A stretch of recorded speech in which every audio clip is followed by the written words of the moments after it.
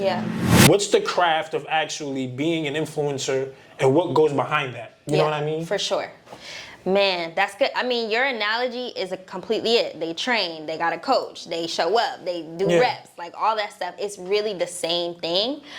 Some people are blessed and gifted to literally, their personality is like viral. Right. Whatever they do is just like you just viral. Like, cool. That's cool.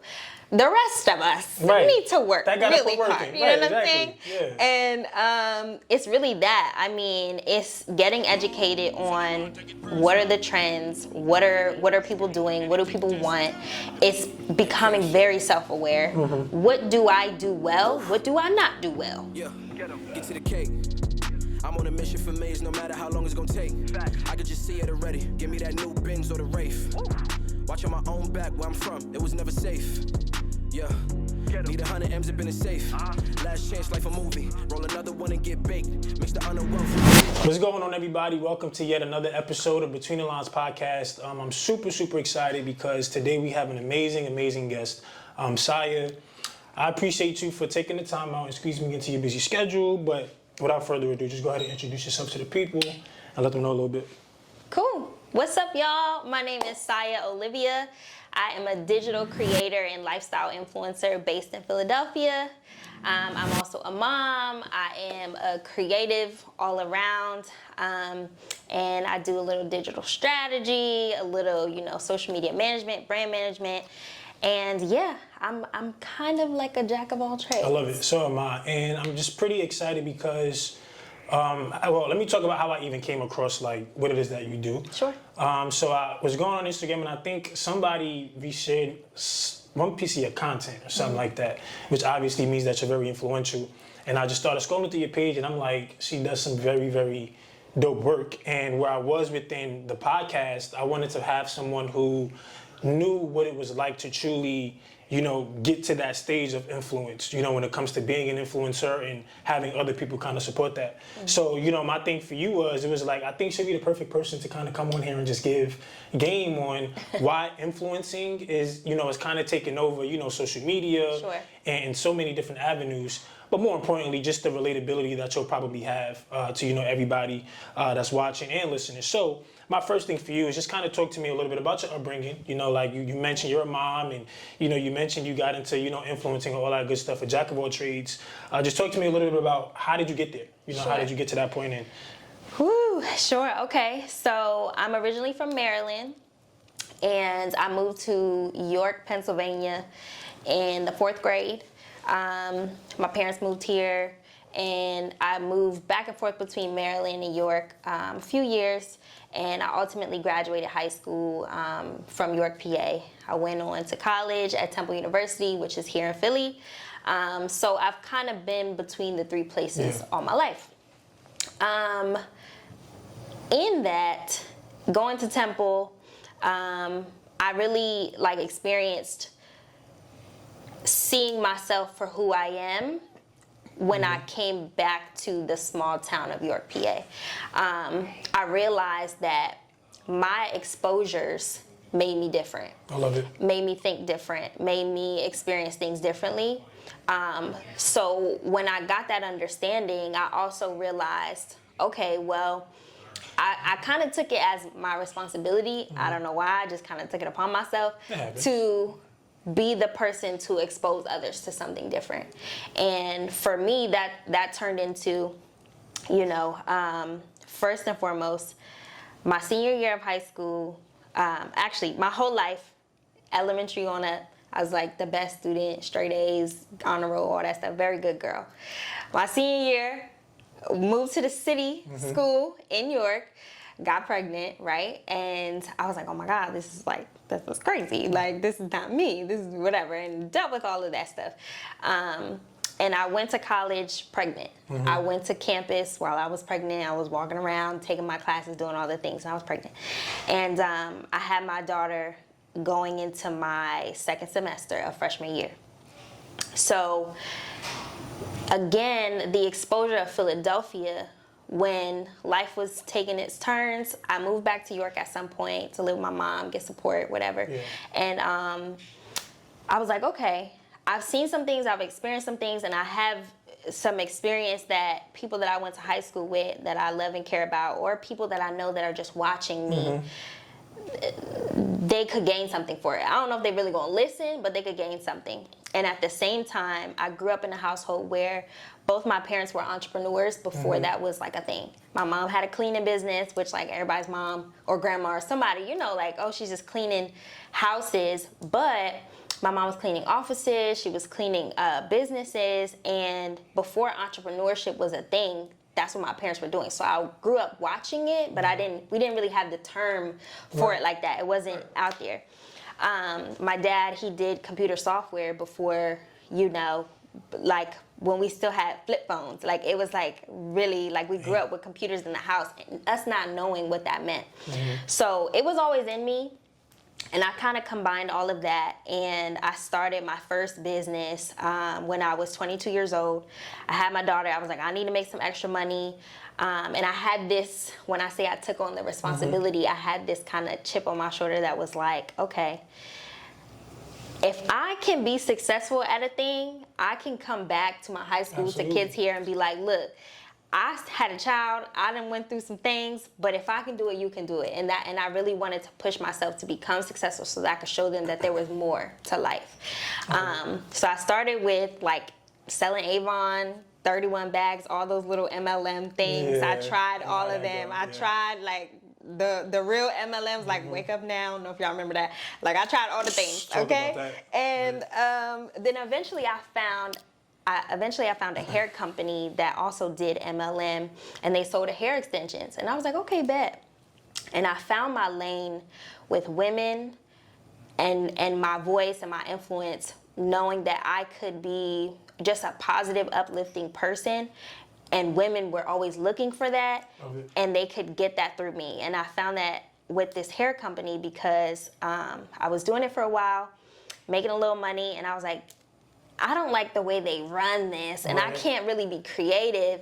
So at 22, I actually started outsourcing. I started to source products myself, looked for hair extensions in China, started setting it up, and I started my e-com store for my own line of hair extensions. And I did that for 5 years.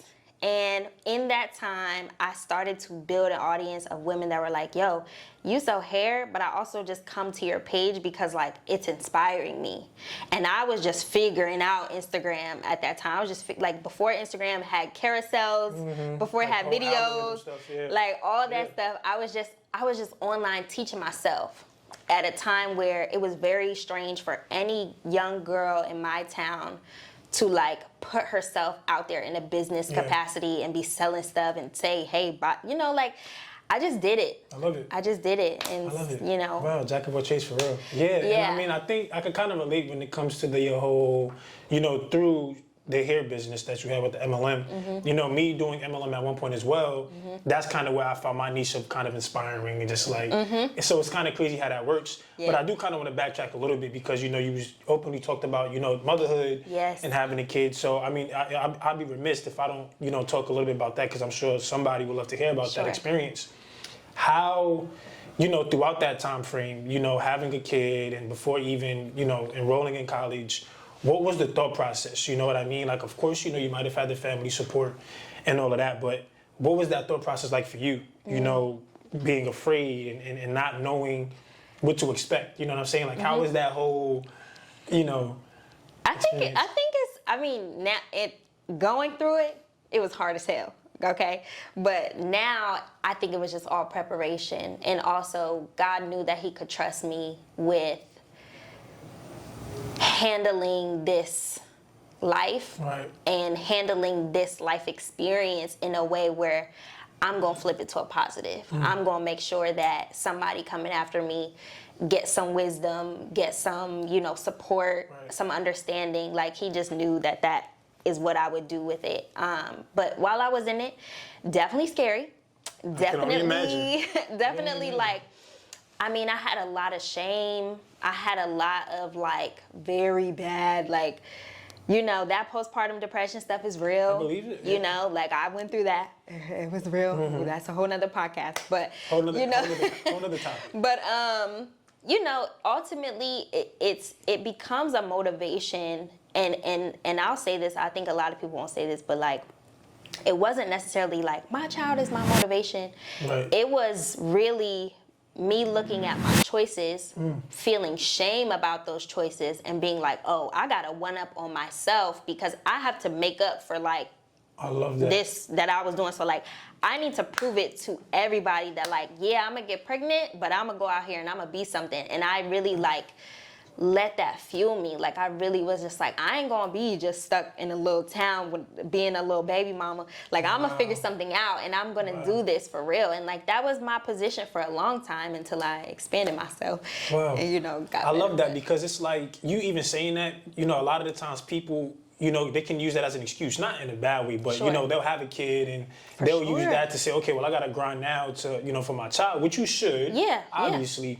But how important is the self-awareness aspect now? So, I mean, in addition to, you know, you having your kid and all of that stuff, you not easily just saying, you know what, I have a daughter now, I gotta, you know, make sure I'm grinding, which of course you are, but you kind of isolated yourself and said, I'm gonna do this for me. Because you had to remind yourself that you was better than what you expected or what you thought. So how important was that awareness to really understand, like, wow, yes, I do have a daughter and it's easy for me to kind of use her as my fuel, but more importantly, before I can even do anything for her, I still gotta, you know, make sure I'm where I am. So how important is that awareness?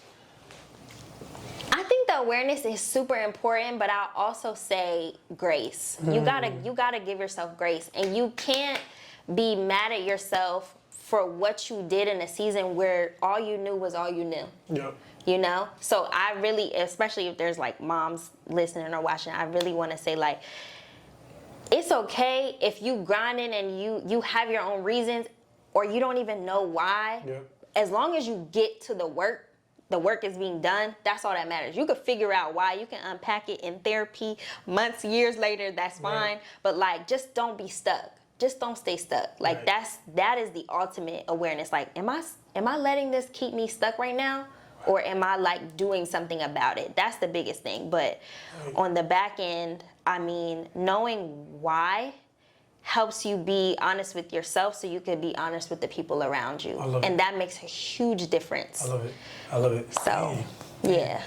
It's just, I love the response. It's just like so perfect because I had a guest on the show before and she kind of mentioned a lot about just the not being stuck part, but just really continuously, you know, moving. So, you know, but in addition to, you know, you realizing that you got to keep going and kind of giving yourself that grace and not necessarily being too hard on yourself, kind of talk about like, you know, some of the challenges that you might have had, you know, like, of course, you know, you can't be superwoman, you know, you're going to give yourself grace and all of that, but just because I know that there's people listening that I feel like can relate to your story, you know, that might be a young mom or somebody who might need that words of encouragement. So for you, you know, in addition to you kind of being strong for you and your daughter, you know, what were those moments like of hardship? Like, what were some activities or what were some daily habits that you had to kind of snap yourself out of it? Like, I got to keep moving. Well, let me tell you something, okay? Spill the beans. From my current profile, okay, you're not gonna see the struggle. Everybody's gonna look at me like, ooh, she's such a light. She got it together. Blah, blah, blah. You know, people don't know, but shout out to my friend Brenton Sims. He asked me to be a part of this book that he wanted to publish. So I'm a published author, okay? I wrote a chapter in this book, this anthology called 99 in 2000, an anthology of modern millennial stories, which was basically a collection of millennial people who are just like telling a story about a trial that they overcame and how they pushed through and persevered and all that. And the story that I wrote about in my chapter, which was literally only like 8 pages or something, like very short, but was for 8 years, I was without a license. Driver's license, okay? When I was 18 years old, my driver's license, I was learning to drive between 18 and 19. My daughter was born when I was 19. So between that time, I was learning to drive, and before I even got my physical license, I had my permit, my license was suspended because I made like a illegal turn or something or something. And I had like a fine that was like, okay, I was driving with my daughter's father at the time, so I was driving with someone who wasn't over 21. So when you're on a permit, that's an offense. Yep. And then the car I was driving had an expired registration sticker. So I didn't know none of that. I didn't know what none of that meant. You know, I was just trying to figure out how to drive. Yeah. So I'm like, okay, and also being young, I'm not thinking about the consequences of fines, okay? Fines add up. You need to pay your fines, okay? Yeah. So the fine, I didn't pay it right away. It's adding up to like, oh, you didn't pay it, so now we add on another 500, 1,000, whatever. So because I had places to be and things to do, I kept driving on a suspended license. And I knew that I wasn't going to be able to take my driver's test while I was suspended, but I had things to do. I had a little child. I had to, you know what I'm saying? Had to get around. So I'm driving on suspension, and maybe for 5 years of that, never got pulled over, ever. In that time, I went to college at Temple, right? So my first year, I was on site. The second year and third year, I was a commuter. And where I lived, York, PA, is about 2 hours from Philly.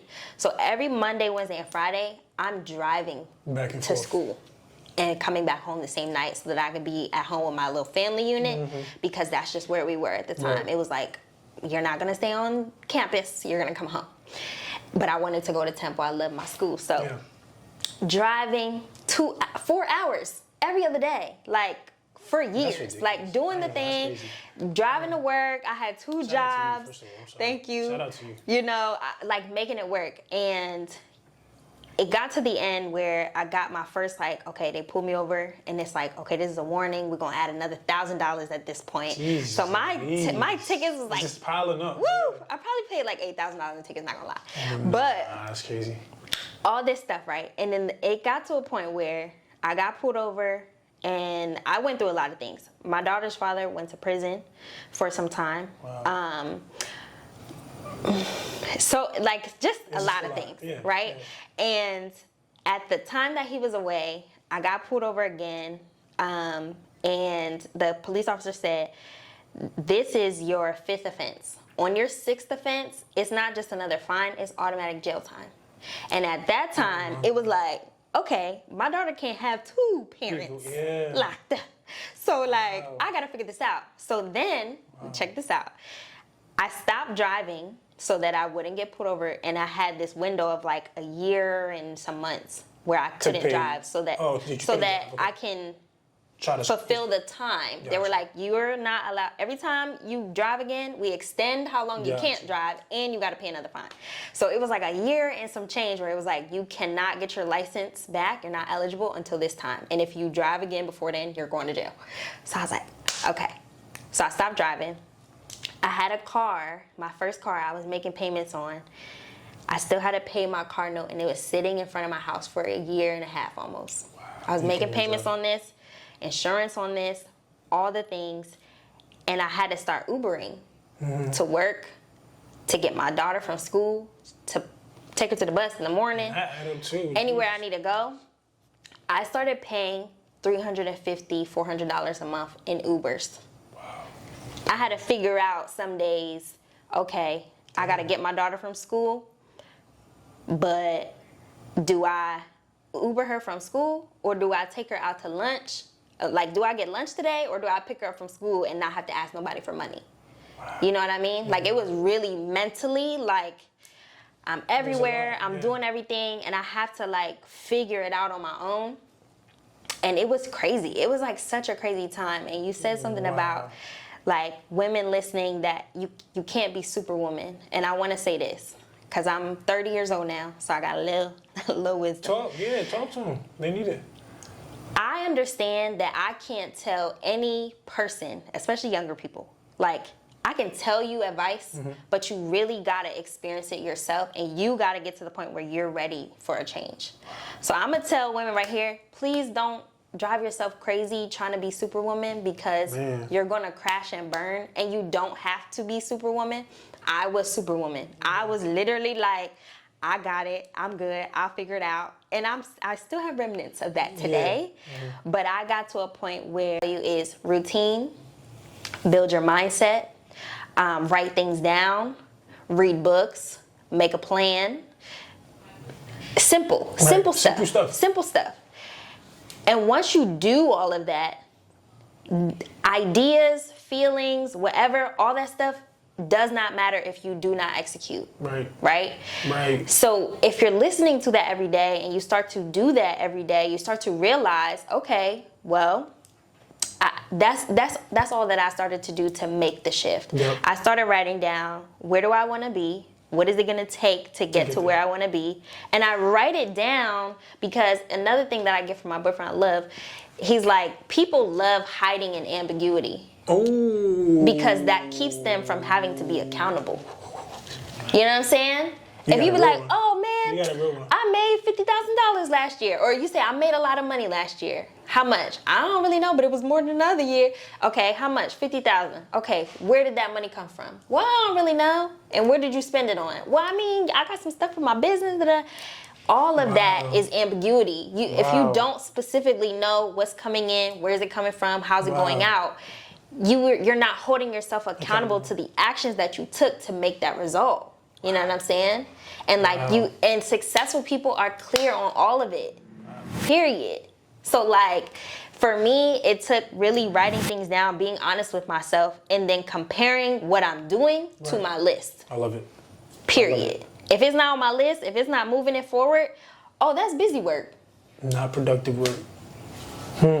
Not productive. You know? Man, I love That's it. And it seems so cool because it's like, I feel like for creatives, man, it's like we freak ourselves out sometimes. For sure. Like we completely just think about all of the stuff that we have to do, but we're thinking so much to where we're not necessarily doing it because we start doubting. It's just a lot going on. So for you, just walk me through a typical day of Saya, right? Walk me through your morning routine. Sure. Kind of let me know, let me inside of for sure your daily routine. For sure. So these days, my morning routine, I get up around 6:30. I normally am in bed till about 7 because I give myself time to wake up. I always start my day with my devotions, my little Bible app, okay? Say my little prayers to Jesus. As you should. And then I get up and I go to the gym. And how many days a week? Is it like every day or is it just like a... So I definitely try to go 6 days a week. I'm doing like a 75 salt challenge right now, so I'm really trying to really stick to this 6 days, but I really want to make it my everyday thing because again, successful people, being in a routine, that's what I want. That's what I'm trying to do. And it makes me feel better. It gives myself time to be clear and when I go to the gym, something that I learned last year, my gym time is really my sacred time. So I'm either like just getting my mental right or I'm talking to God. Love it. Like I listen to gospel music while I'm working out. Like I really just try to hear from what he's trying to tell me about today. Not worry about tomorrow or whatever, just like today, like how we moving today. So I start my day at the gym. When I walk to the gym. So as I'm walking to the gym, I always listen to a mindset audio podcast. And then as I'm in the gym warming up, I'll probably listen to a little bit longer podcast. And then I get my run in. I run 1 to 2 miles a day. And I listen to my gospel music. And then I feel really good. I have a really good start. Come home, shower, get dressed, whatever, and look at my schedule, my emails, and my schedule for the day. What do I got going on? I look at my notebook of like my to-dos from yesterday, write down anything new that I know that I need to get done, and then I try my best, I'm still working on it, to build block schedules. So I'm like, from this time to this time, I'm working on this. This time to this time, working on that. This time, I'm gonna take a little break.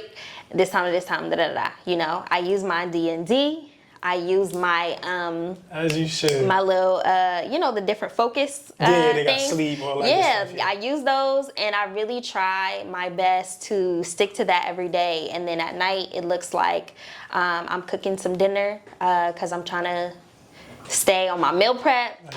It helps with time and efficiency for me and my boyfriend's schedule. He's super busy, so it just helps us, and we feel good when we eat real food. So we're trying to do that. And then really our nights are pretty easy. I remember like a time when I used to be so like dead. Like I would get, because I was just like exhausted.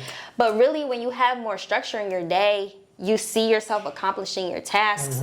At night, we don't feel bad about sitting on the couch for an hour and a half, and we'll watch a show, we'll watch a movie. We normally watch a podcast or a documentary, honestly. But like, we finish our night together, we talk about our day, and then like go to sleep. Man. Easy. Nice and calm and straight to the point. It's calm. And, you know, throughout that, you know, how do you kind of mentioned a lot about just what you take in. And, you know, we're going to dive into, like, you know, influence and all that social media stuff in a minute. But I just love, you know, what you got going on. So you spoke about, like, kind of what you take in, you know what I mean, before you put out. Not how important, but, like, you know, is that what kind of gets you when you listen to audios and podcasts and all of these good things? Is that important to be able to kind of get, you know, learn information before you kind of put it out? You know what I mean? Because I feel like sometimes people try to coach, people try to teach, people try to just be know-it-all, be-all. But they don't even know the importance of learning first before you can teach. Like there's people out here who want to charge you $1,000, $500, $400 to rush and teach and whole courses. But it's like, are you even educated enough? So how important is it to actually learn the craft first before you actually can give value and, you know, teach? Absolutely. I think that there's so much there. There's so many points to that. One, taking in good things, I know what it does for me, period. Like it just puts me in a good headspace to be able to feel good during my day. That's invaluable, because if you're working your way the whole day to like fight sleep or lazy, whatever, it's just not gonna be your best. So like, I start my day with it so I feel good. Number two, and this is a hack I want to share with my audience, you gotta give yourself some standards, okay? And you just keep like... they in here. You gotta give yourself some standards, man, and like... I have this standard with myself. It's a small, but I know that it's ultimately training me to be better. Right? The standard is I don't get on my iPhone and tell y'all good morning until I've done something in my morning routine. I've inputted something in me and I've completed something that I know is for me. One of those things being like, you know, every day I kind of show myself on the treadmill and it looks like I'm walking. But you don't know, I just did 20 minutes of warm-ups. I just did legs, arms, and I have to run a mile before I'm able to say good morning to y'all. To the people. At least a mile. You know what I mean? And like, that's my standard, because when you get on social media and you see all these people that are farther than you, whatever, and you're like, oh, they just presented some information that I wanted to present and they package it all nice and it looks all nice. It's easy to feel like, well, dang, who am I? Like, what can I add to that?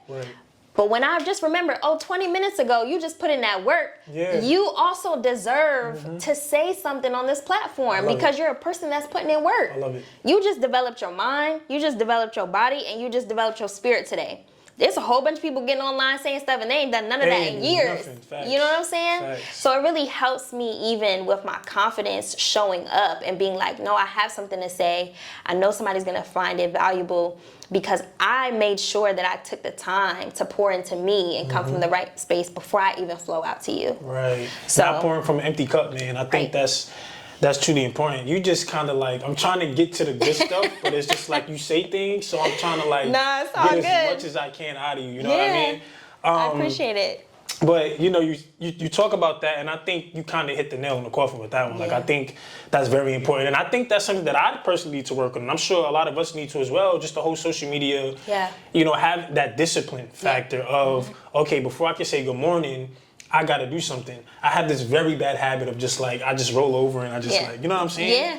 And although I still kind of, you know, develop myself, I read, I listen to audios and all that stuff, I think it's a good habit to have, because your day can be ruined before you even get out of bed, just by the first thing you see. Scroll on Twitter for 5 minutes, okay? You're gonna feel every emotion. Like, it's crazy. Like, but if you do what you have to do to kind of take care of yourself, none of that stuff is gonna matter. Shout out to you for that, and definitely take that hack of an advice. So now let's move forward a little bit, all right? Let's, you know, enough about, you know, you and all of that good stuff. All right. You're amazing.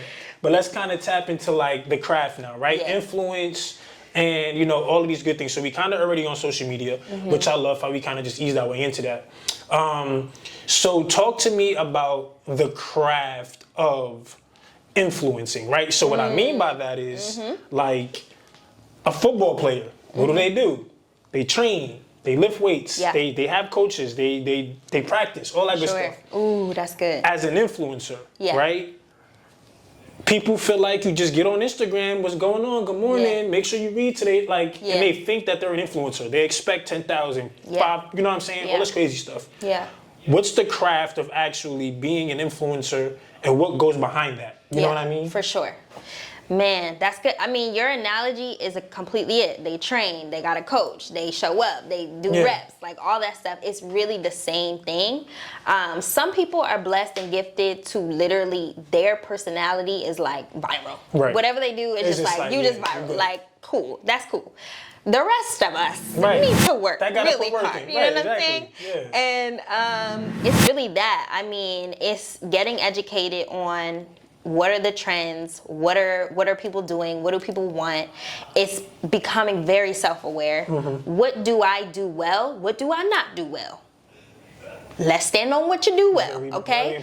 Let's figure out time management. That's huge. Like, oh my gosh, ideating, then actually editing, and then actually, recording, all that stuff is a different mode. It's a different gear you got to shift in, and you got to figure out what you do well and what you don't, where you can outsource things.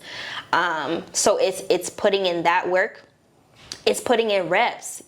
Sometimes you gotta record stuff 15 times until it's like good, like sometimes you gotta record it in a whole different setting, like all that stuff, the audio, and then integrity too, right? Like, again, having standards, like, one, are you doing something outside of you because it's trendy, or are you doing it because that's what you do? Number one. But integrity also with, am I putting this out just to put it out, or am I putting this out because it's actually something I believe in? Right. It's, it matters to me, it matters to somebody.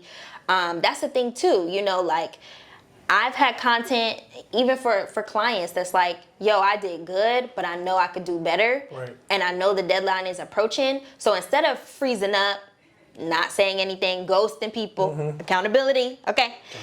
Say something, Right. And I had to do that with one of my last clients. I'm like, look, I know I can get better lighting. I know I can do this again. Like, can I get an extension? And oftentimes people are willing to work with you because everybody wants the same result, to get the best quality. So, that, having a coach, I love that. I love that.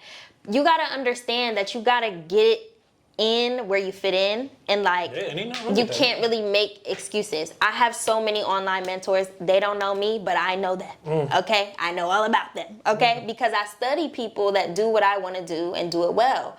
And an exercise that I always do with my clients is like, find 5 people that are in your lane, that are doing what you want to do and doing it well. Then compare them. What do they do the same? What do they do differently? What are their values? Which of them aligns most with you? Okay, pull this from each person and be like, okay, if I would do this, this is how I would combine it. You know what I mean? And like, I do that. Before I've started this, I watch YouTubers who are influencers, who are like educators in the content space, Black women who live on their own terms, who are in relationships, who believe in God, very specific to me. Exactly what I'm looking to do, they are that, right? And I don't go and find other people who, like, the influencers that want to be on OnlyFans. That's not me. Facts. I'm not looking at y'all. I'm looking at exactly what I want to become, and I'm studying. I'm listening to the way they speak. I'm watching the way they do intros, outros, like, not to copy, but it's like, okay, if I want to be in this lane, what are the best people doing? You got to educate yourself. You can't just be like shooting in the dark. Yeah. So it's all of that. Yeah, I agree with that 1,000%. I mean, you gave the perfect answer. And in addition to that, like, what now, in contrast to that, and being able to kind of learn and kind of, make it your own. Sure. And pass it down. So now the responsibility aspect of being an influencer. The responsibility of you knowing that you have to put out value for people, right? Does that ever, I hate using the word scared, but like, does that ever get you to a point where it's like, oh my God, I gotta be ready because it's not just about me no more. It's about my audience now. Because you've built enough, audience Yeah. and people that actually value Yep. what you do. So what does that responsibility factor feel like? Like, is there ever a day where you wake up and say, oh my God, I don't feel like posting? Yeah. Or like, I gotta get creative. Like, how does that work for you? You know what I'm saying? All right. I love that you asked this because I'm gonna answer it, and then I'm gonna take it left first. Okay, good. No, it's good. It's good. Yeah, let's do it. 100%. 100%. I'm like, ooh. People are counting on me. Yeah. I need to say the right things. I need to, like, for sure. I feel that pressure. For a long time, I avoided being an influencer. I've always been a person of influence in my life, in my community.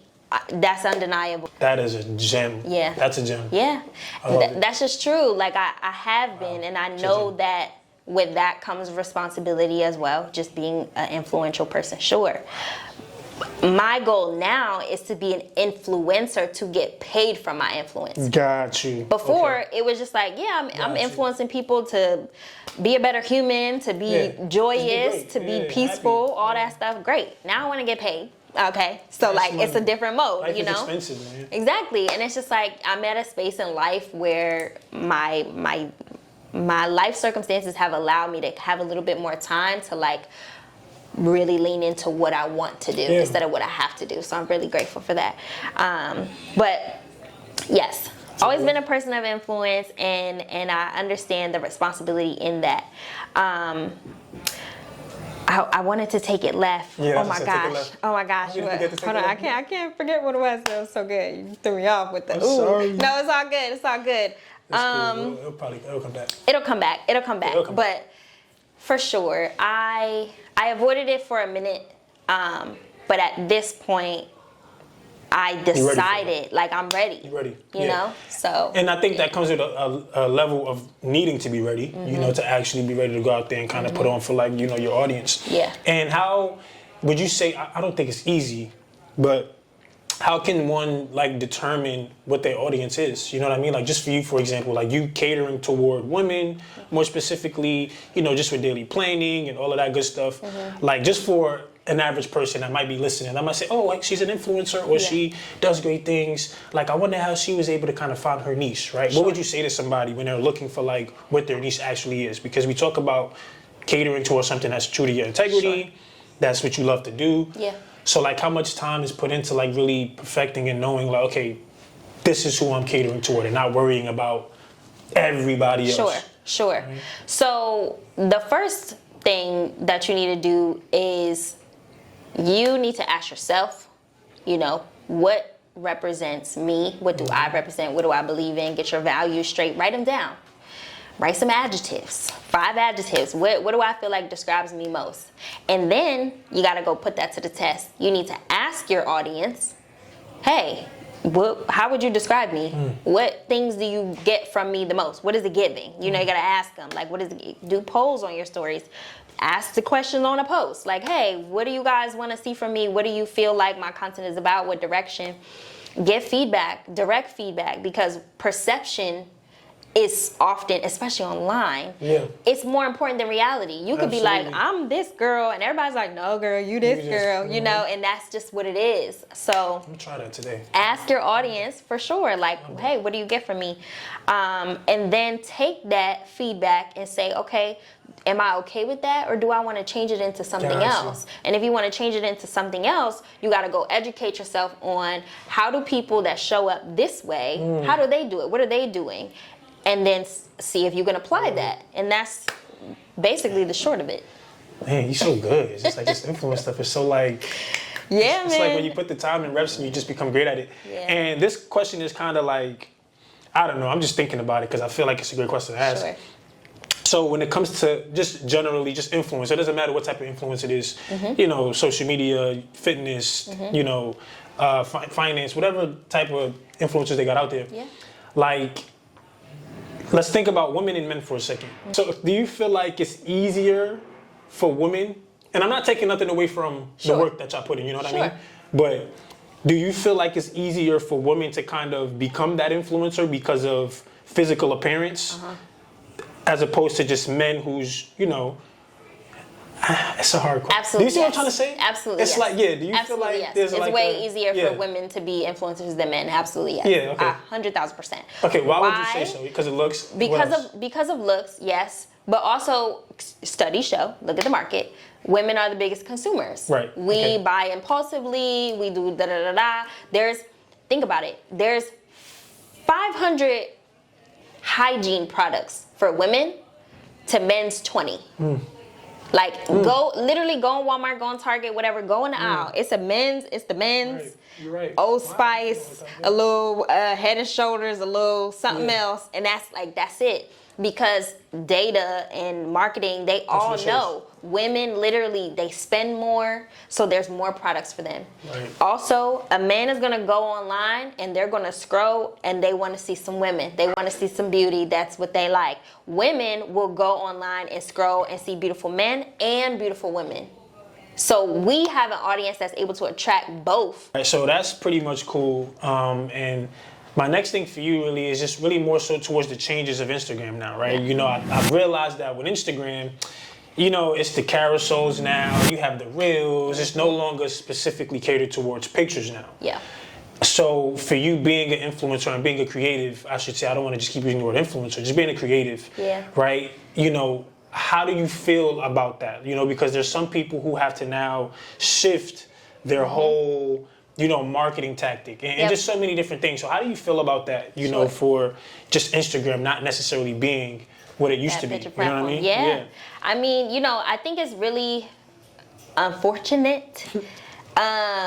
Personally, it's a little annoying because I have seen in my own content the shift in, like, when I post static posts, carousels versus posting reels, it's just very different. And especially if you go like 2-3 days without posting and then you come back, it's like you have to work like a slave to get back in the algorithm and you know, them really like showing your posts. So it sucks, but ultimately as a creator, you gotta realize that the market is the market. The market doesn't have feelings. The market does not care. You can cry about it, but when change is coming, it's coming. You know, people in the pandemic didn't want to wear masks.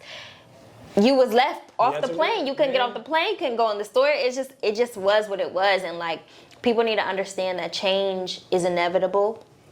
You can cry all you want, the market is gonna change, and you either change with it or you get left behind. I love it. If you wanna make money online, you just you gotta do what you gotta do, you know, and learn the craft, work on your skills, work on your editing, you know, it's only going to get better. Right. Every creator is getting better. All of our tools are getting faster, quicker, sharper. So, you know, you just gotta get down or lay down. Nah, facts. Honestly. And let's talk about, tell me about some differences of being a creative, right? Sure. Like difficult, you know, like what's some challenges that creatives face, right? I know sometimes we have creative blocks, right? We have just moments where we can't think of a caption. Like, tell us about some moments where it's like, as a creative, you know, you've experienced, you know, just some hardship or, you know, some of the little things that people can expect, you know, as being a creative. For sure. You're always gonna deal with people. I was hoping you said that too. You're always gonna deal with people that want to play you, that want to play with your money, that want to play with your time. That's a huge one, and you just can't take it personally to the point that it's stopping you from movement. You know what I mean? Like, sometimes it is personal, sometimes just business, but ultimately you gotta learn how to let it roll off your back, right? Some challenges. I mean, everything is a challenge, really. Yeah, you gotta get it. Yeah. Like, editing, you know what I mean? Like, the editing is crazy. It's like you gotta sit and like tedious and like it's a lot. It's so a lot, but like, again, you gotta do what you gotta do.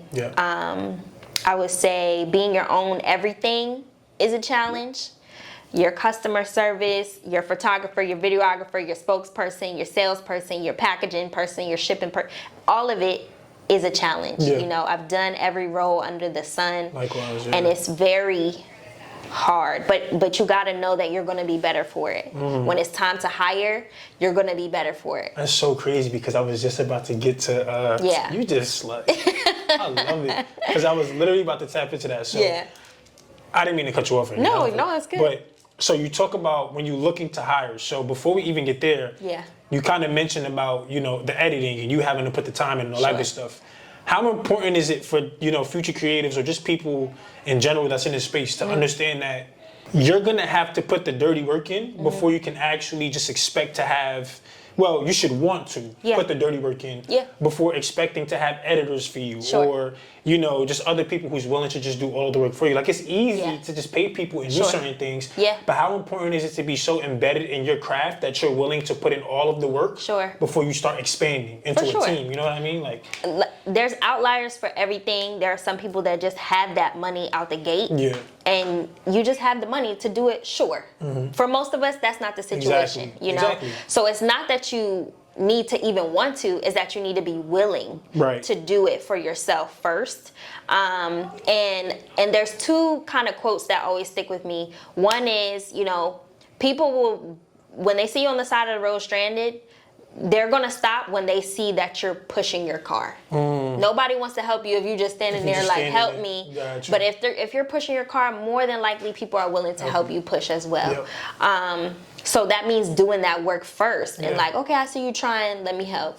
Another one is, can I remember it? Ness from Working on Dying, he did an interview and he said, I realized that me as the leader, if I walk strong, they're going to walk strong after me. But if I walk, weak, they're all going to fall down as well.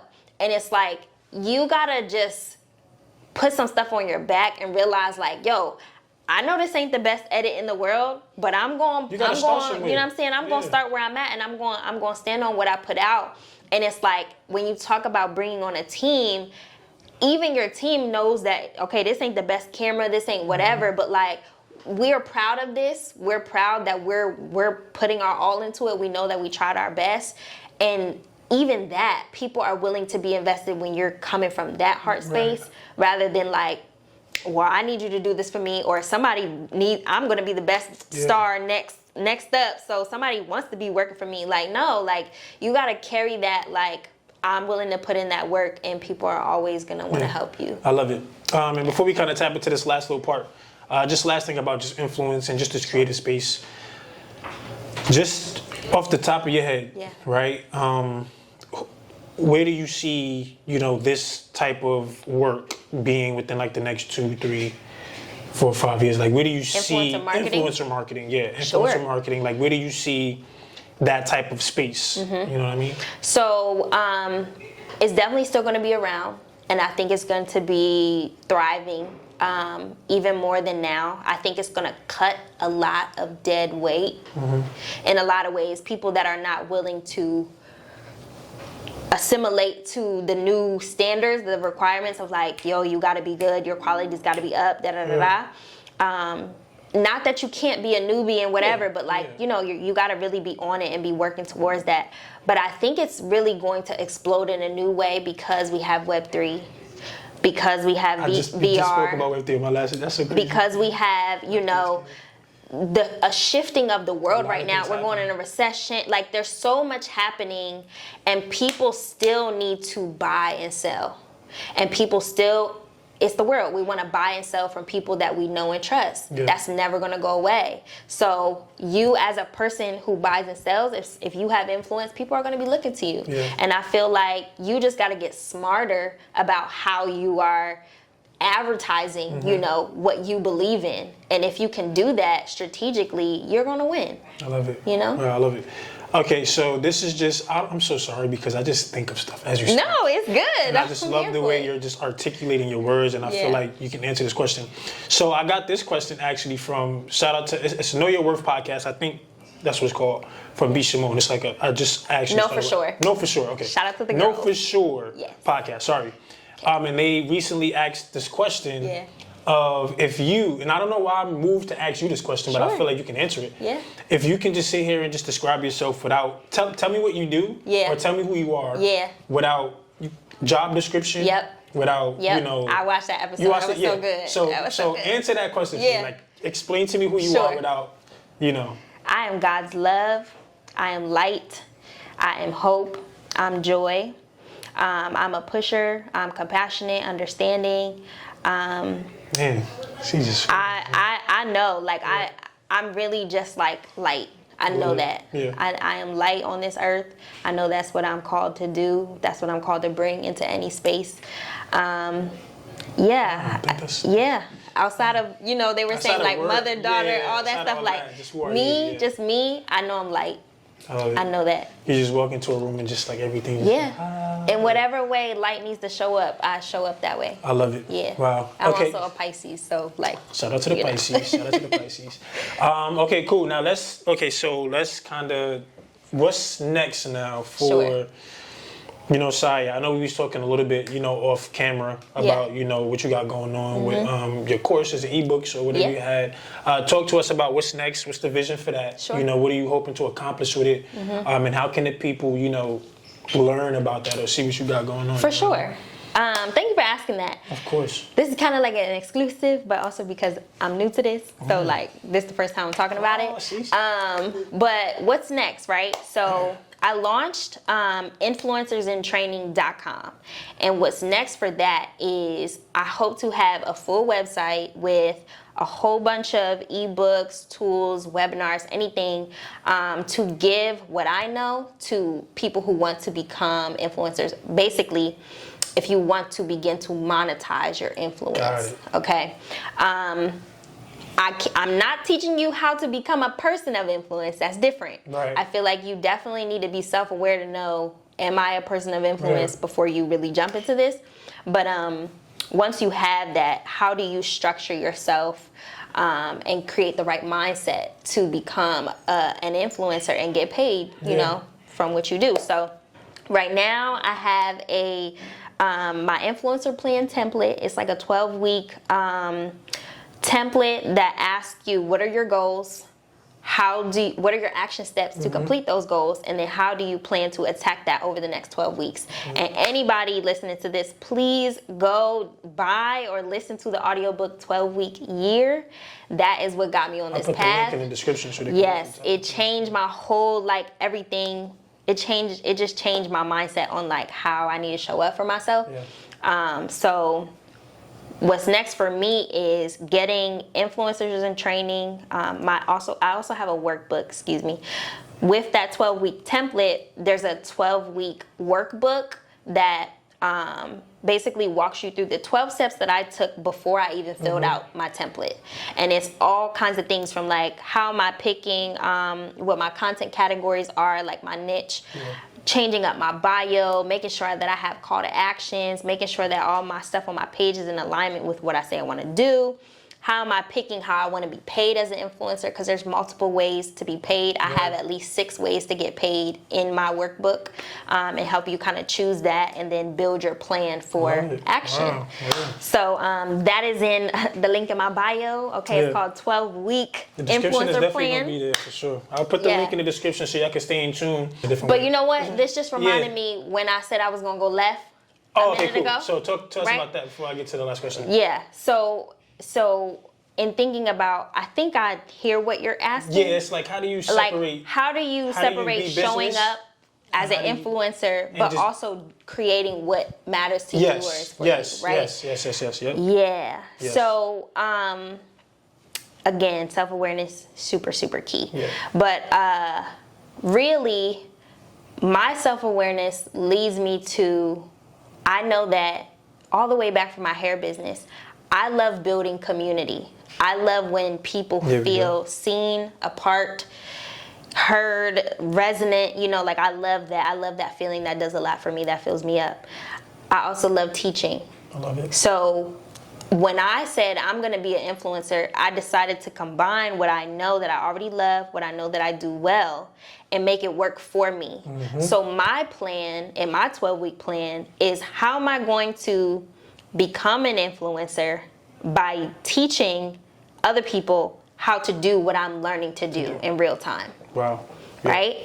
And for me, that makes it feel real and not like gimmicky for me because I literally love teaching. I love sharing what I know, as y'all can see. Like, I'm sharing my whole life. You know, like, I love that. And I love people's response to that because it's tangible stuff that they can use. So, you know, for me, I always just make sure, like, on my stories in the morning, when I'm at the gym, I'm listening to Mindset. I drop those links on my story because this is the real stuff that I'm really doing. And, like, it's all real from me. It's all real coming from me. So, you know, I just stay in that pocket, and it really works. Man, I mean, I think you kind of hit on the head right there. She kind of asked the question for herself, right? But I think you kind of gave us what we needed. And again, I appreciate you for taking time out to let us into your personal space. I think that's I appreciate you for that. And last thing, how can the people, you know, just stay connected, you know, so let them know your socials, or like where can they, you know, find you, you know, let them know a little bit of something. For sure. So again, my name is Saya Olivia on every platform. That's at SIYA OLIVIA. I am on Instagram, Twitter, Facebook, TikTok, working on it, LinkedIn. Come find me, connect with me. If you want to learn how to become an influencer, if you find yourself like as a micro influencer and you want to learn how to get started, how to get clear, you definitely want to check out my page, check out my content, and check out my ebooks and the links in my bio. So yeah. Yeah, so I'll attach everything in the description. Again, Saya, you killed it, man. You definitely give the people a run for their money. So yeah, make sure you guys, if you enjoyed this episode, like, comment, subscribe, share. We'll definitely be on the comments and responding. But I'll see you guys next episode. Love y'all, always. Peace out, man. Peace. Yeah. Thank you. Get to the cake. I'm on a mission for maze, no matter how long it's gonna take. I could just see it already. Give me that new Benz or the Wraith. Watch on my own back where I'm from, it was never safe. Yeah. Need 100 M's up in the safe. Last chance, life a movie. Roll another one and get baked. Mix the underwealth with the Gucci. Yeah. You know when I get up in it, I promise you gon' catch feelings. All you gotta do is hold it down. I told you I'ma kill these niggas. They telling me to be humble.